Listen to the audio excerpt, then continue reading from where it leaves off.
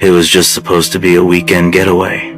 That's all it was. Me, my cousin Jake, and our two friends, Amanda and Tyler, had been planning this little trip for weeks. We wanted something quiet, off the grid, far away from the noise and stress of city life.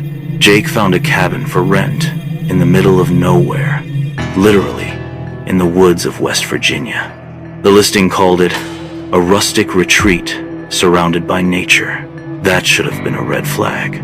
But hey, it was cheap, and we were broke 20-somethings looking for adventure.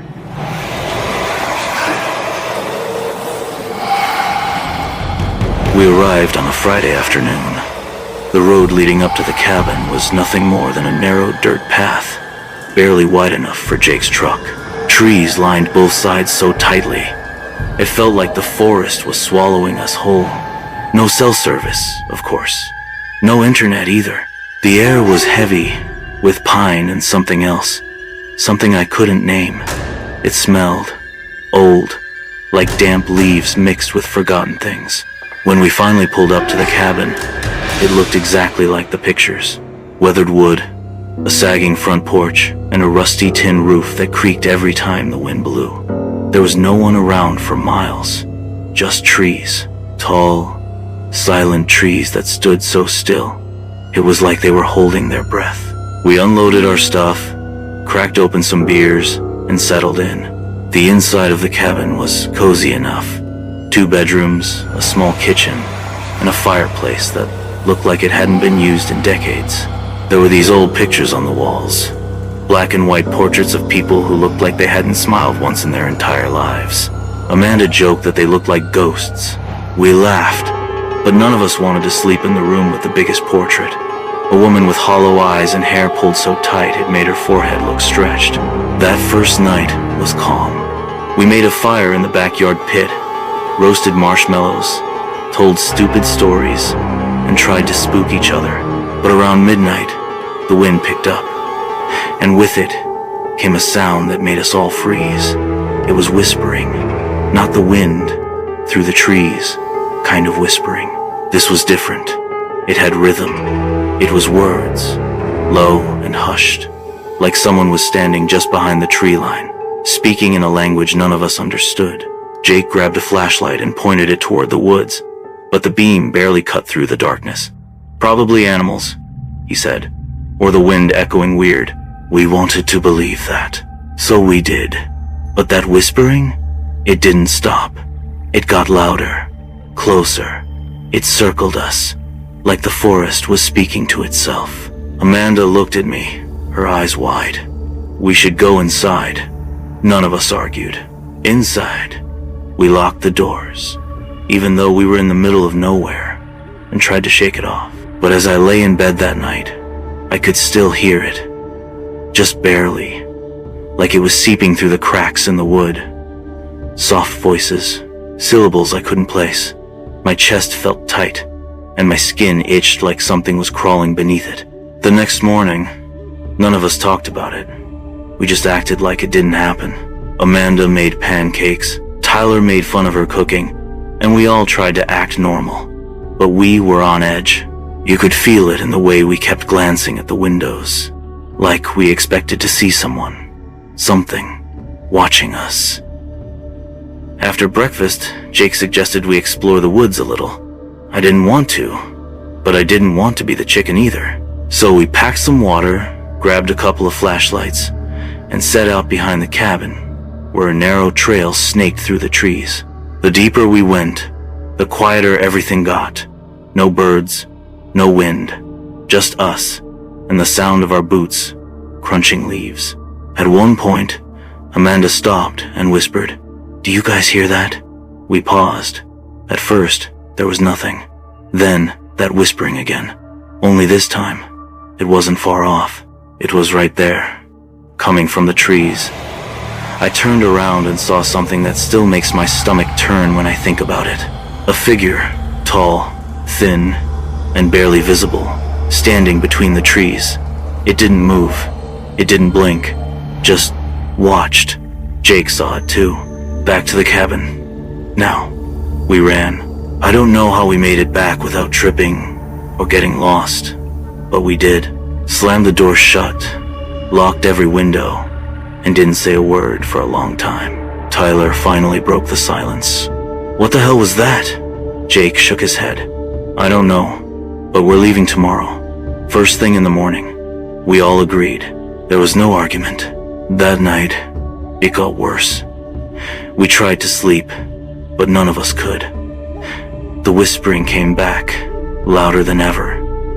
This time, it wasn't just outside. It was inside, in the walls, in the floorboards, like the whole cabin was speaking in tongues. Amanda screamed around 2 a.m. We ran to her room and found her standing in the corner, shaking. "She was here," she kept saying. "She was standing over me." The woman in the picture. We didn't know what to do. We turned on every light in the cabin and sat together in the living room. Clutching kitchen knives and fireplace pokers like that would help. I could barely breathe. My ears rang with whispers that wouldn't stop. They got under your skin, into your thoughts. They made you see things, hear things, things that weren't there, or maybe they were. The walls started to creak, but not like old wood.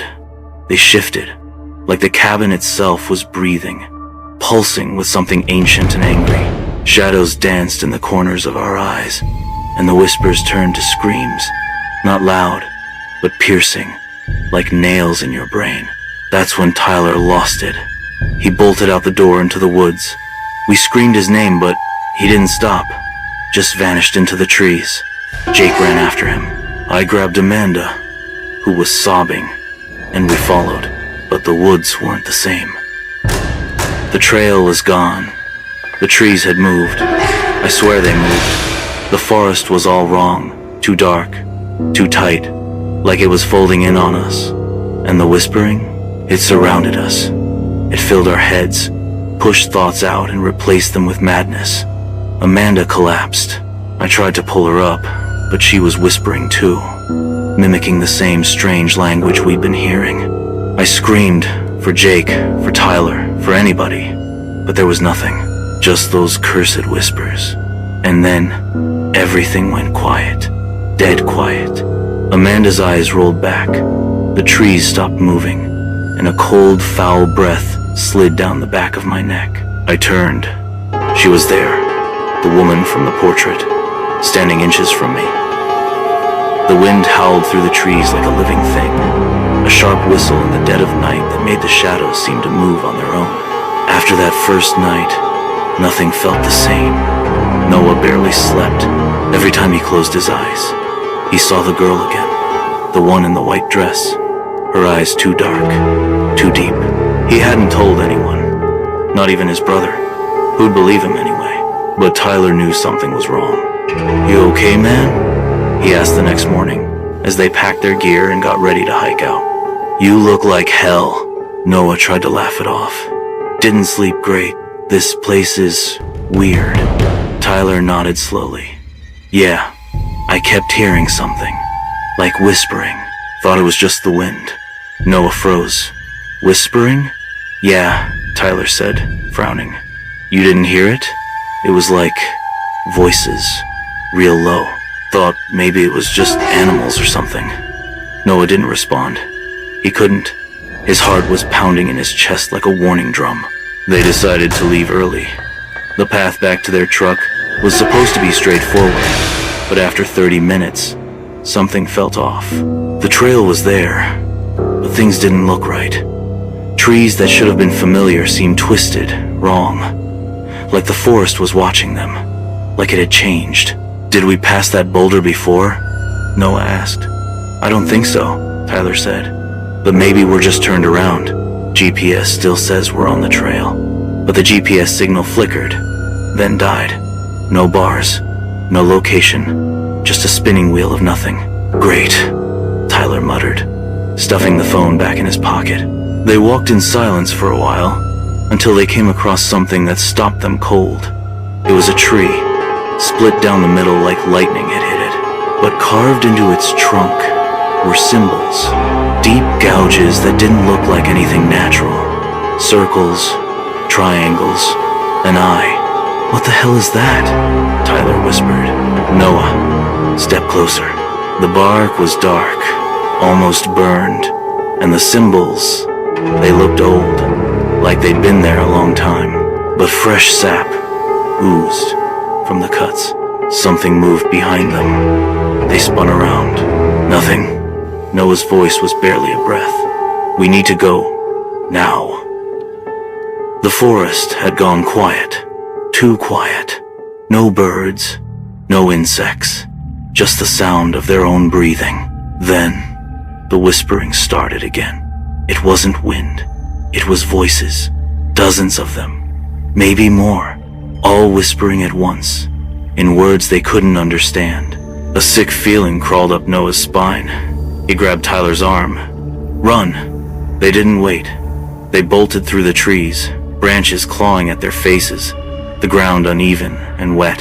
The forest seemed endless, like it was pulling them deeper instead of letting them go. Tyler stumbled, fell. "Go! Just go!" Noah turned back, grabbed his brother, pulled him up. "We stay together." The whispers grew louder, angry, urgent. Then they saw it. Through the trees, ahead, a clearing, sunlight, a road. They burst through the last line of trees, stumbling out onto cracked asphalt, lungs burning. Silence. Just a two-lane road. Empty. They looked behind them. The forest was still there, calm and quiet, like nothing had happened. They didn't speak on the drive home. Noah didn't sleep that night either. He kept his bedroom light on. Every creak of the house made him jump. Then the dream started. Always the same girl, standing just outside his window. Her mouth didn't move, but he could hear her voice in his head. "Come back," Tyler called the next day. "I've been thinking about the woods. Something's wrong with that place." Noah was silent. "I looked it up," Tyler continued. "The area, the Whispering Woods. Turns out, there's a bunch of stories. People going missing, seeing things. Same stuff we saw. Why didn't we find anything about that before? Most of the stories are on forums, Reddit, old blog posts, a few news clippings. The locals don't talk about it. They just say not to go there." Noah swallowed. "What do we do?" "I don't know, but I think we brought something back." Noah didn't want to believe it, but things kept happening. Lights flickering, cold spots in the house, the feeling that someone was watching him. Then, one night, he heard the whispers in his own backyard. He went outside, slowly, holding a flashlight. Nothing. Then he turned around. She was there. The girl, standing under the tree by the fence. Still, pale, eyes black. He dropped the flashlight. It flickered, then died. When he looked up, she was gone. He didn't sleep after that. Neither did Tyler. They started talking every day, trying to figure out what they'd seen, what they'd awakened. Then Tyler stopped answering his phone. Noah drove to his place. The door was open, lights off. The house was cold, too cold. He found Tyler's phone on the kitchen table, still on, battery full, but Tyler was gone. No signs of a struggle, no note, just gone. Noah called the cops, filed a report. They searched, found nothing.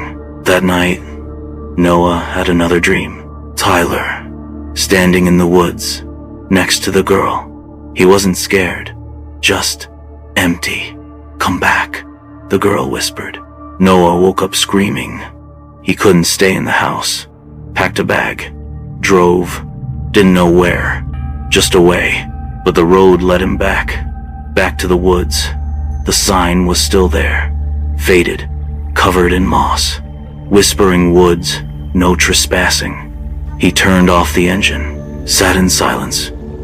He could hear it again, the voices, calling him, inviting him. And for some reason, he opened the door and stepped out. The last thing he heard before walking into the trees was his brother's voice. This time, "Don't leave me." And then, the forest swallowed him whole, forever.